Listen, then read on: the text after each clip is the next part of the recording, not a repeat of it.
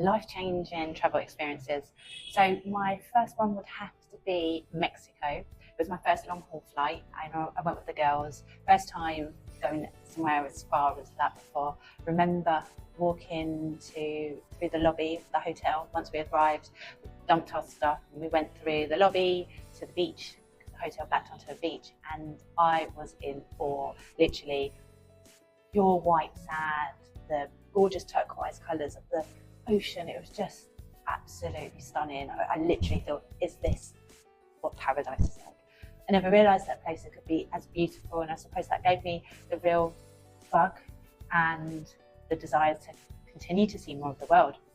It's also one of the places, one of the countries I did a lot of my firsts. So the first time I went scuba diving, the first time I drove a speedboat, the first time I really, I suppose, embraced the Spanish, well, Mexican culture, but like the Spanish language. And it was just, I don't know, I just had a love from there. My eyes just were open, and then it was no going back. I think when you travel, you're faced with a lot of challenges and situations that push you outside of your comfort zone. One of the situations I remember, and it was when I was in South America, and I got to Colombia. It might have been my third country, and I remember arriving at Cartagena airport, going to the hotel, and I knew with other hotels and other resorts there wasn't, there was a language barrier, but for some reason I really felt it in Colombia. And when I got there, I didn't really understand with my very basic knowledge of Spanish. I found it really hard to understand, and I got frustrated with myself because I couldn't communicate what I was doing properly. I got to the hotel, I did have to translate using Google. You have to do things, don't you, to get by, but using Google Translate, which is a great tool. So I used that to ask questions. I got into my room. It was at a hotel where there wasn't really a lobby or a common area, and I got in my room and I felt so alone. That night, I think I cried a bit. I felt really quite lonely and a little bit sad, and I wouldn't say depressed, but down. So it was the first time I felt that in my travels, and yeah, it was a really not nice feeling. So I remember forcing myself to go back to the lobby and ask some questions about a tour, because I thought, you've got to get out of this, you can't sit and dwell.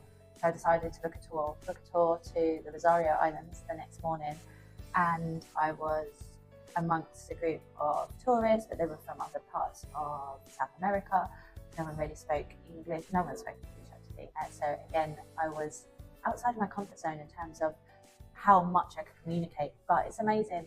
You have a little bit of music on the boat, you're seeing these amazing things, and it was a great reminder that language, it's important, but you can share the joy and you can communicate people through gestures and your eyes and a smile. And there were certain things we saw, and we all looked at each other, and we knew we had a mutual understanding, despite not speaking any language, of what was going on, and the fact that we were all enjoying ourselves. And it was nice, it was really nice. I felt after that time, I didn't feel lonely or secluded, and it was just the tonic I needed. I threw myself outside of my comfort zone, and I got to experience a really lovely day out with lovely people. We couldn't converse, but it was great, and we shared, a moment of joy together, even though we weren't talking. It was really eye-opening and great at the same time. Okay, another life-changing moment for me. I think it all comes down to the confidence thing, and when speaking another language. So again, I was in South America, and I'd just been watching a Tony Robbins course, and it was all about pushing yourself outside of your comfort zone and doing things that you wouldn't normally do, or you feel scared to. So again, the language thing is something that literally is, I think, a barrier for me. It has been. And I thought, I need to go out, I need to get some food.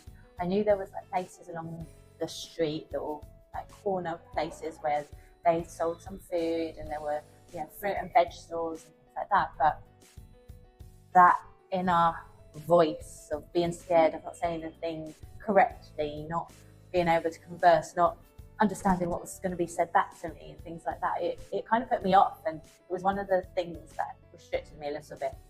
So after watching this course, building myself up, doing power poses and making myself into this really confident person that was fully prepared, and didn't matter if you've got it wrong, and it didn't matter if, for instance, you didn't understand what they said back.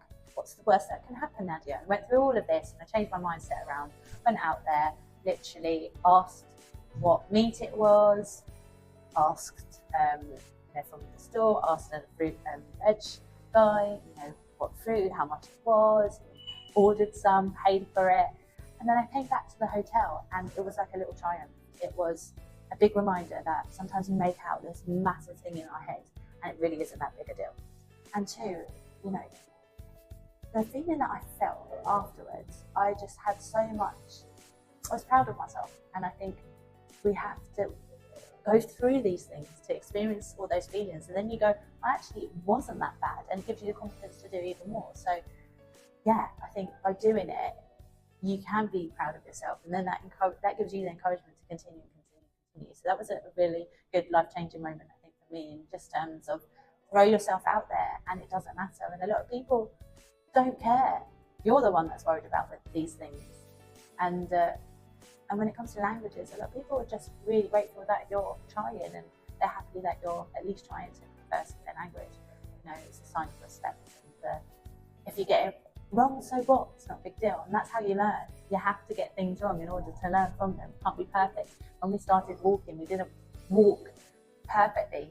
We fell down so many times before we actually mastered the art of walking.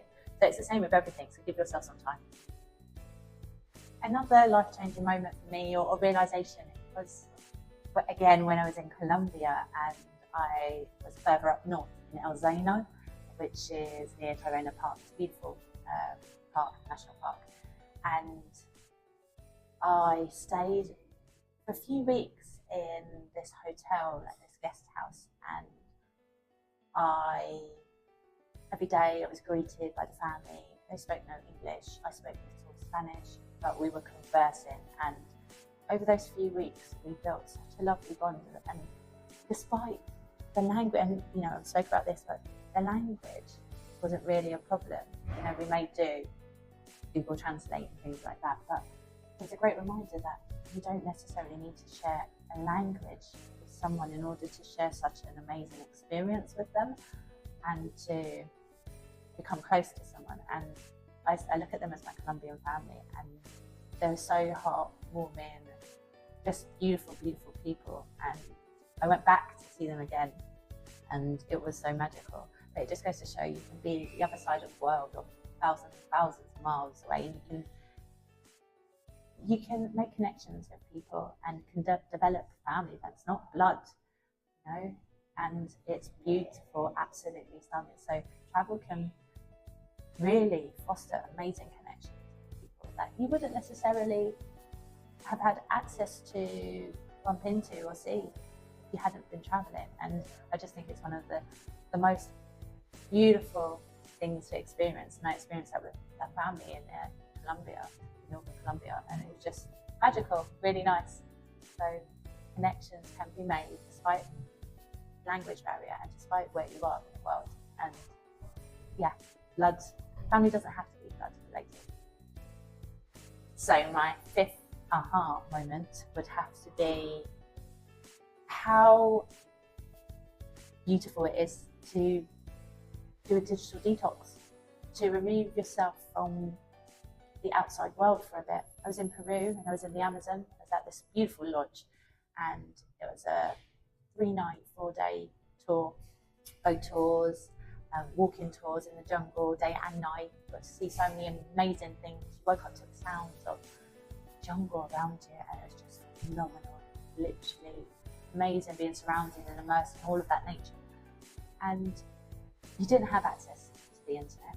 I mean, there were certain times you could go online, but they allowed a couple of hours just in case of emergencies every day that you could get online if you needed to, but I decided not to. I did a digital detox, and I tell you what, just being able to sit and listen to the sounds, be amongst nature, read a book, write, journal, take in everything, it was just amazing. It felt like a weight had been lifted, and I think it's really important that everyone should do that. I think if you can, try and experience it as much as possible. Even if it's a couple of times a month or once a month, have a day to just completely detox off the internet, your phone, your emails. Have that time for you, because it's so important. And that was a real big learning moment for me. Being forced to switch off enabled me to switch on myself, if that makes sense. It made me become aware and in tune with how I was feeling, what my body was like. I felt tired. You know, normally I would just be rushing, doing one thing, going from one place to the other, flitting in between tasks. And I was forced, apart from going out on walks and getting up early and seeing all this amazing nature and wildlife, and yeah, just being immersed in it all was just fantastic. But when I did have downtime, I was forced to actually really chill out. I couldn't watch TV, I couldn't go on the internet, I couldn't, you know, well, I could, but I decided not to. But in my room, I couldn't, you know, scroll through social or anything like that. I was forced, and when I was forced to do that, I actually became more in tune to how I was feeling, what I was thinking. And it was really good because it enabled me to be present. So that was definitely a life-changing experience. And these all might be very small little things, but these little things are actually quite big in the grand scheme of things, to me anyway. And yeah, they're my 5, I suppose, top learning moments. And I will continue to have more. I mean, there's so many that you learn when you're on your travels, but these 5 definitely stuck in my head, for sure.